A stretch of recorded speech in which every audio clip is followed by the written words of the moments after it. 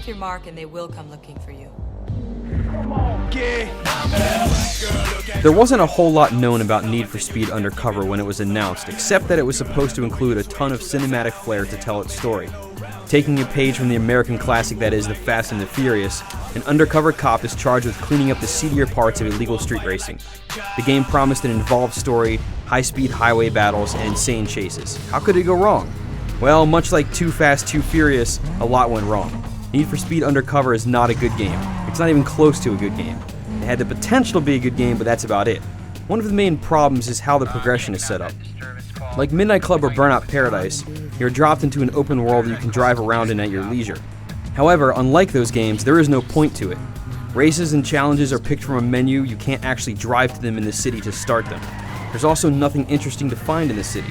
Once you start an event, many of the races are closed off from the rest of the city, which means you don't even have cross-traffic. About all you do is get chased by police in sparse pockets of traffic when you're not in a race. Wonderful. The game also has a host of technical problems. Light textures pop in, shadows move according to the speed of your car, and the game just isn't all that great looking. Even worse is that the frame rate is all over the place, especially on the PS3.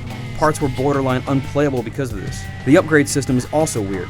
Your person gets upgraded, which then carries over to the cars, but there's also an option to upgrade the cars themselves. However, there's not much to a point to this because it's much easier just to buy a new car and get all the stats upgraded at once. Stats that are way higher than anything you could upgrade yourself because the order you unlock upgrades is out of whack. The auto sculpt mode from Carbon and Pro Street returns, but this time it doesn't affect the car's handling like last time out, which is disappointing. You're still given analog control over what your parts look like, but it's purely cosmetic. This doesn't really matter all that much though because the game is super easy. Even if you have half the stats of your opponent's cars, you're all set. I had an Audi TT beat a Lamborghini, an Audi TT. Even if you're not a car person, it should be apparent that an Audi TT should not beat a Lamborghini. The supposed cinematic presentation is poorly executed. It just doesn't make any sense. You'll win a race and then a cutscene will say, alright, now we have enough info to throw this dude in jail. Meanwhile, you're left wondering how winning a race had anything to do with the judicial system. It's clear that Undercover was made for a casual audience and a lot of it was watered down because of it.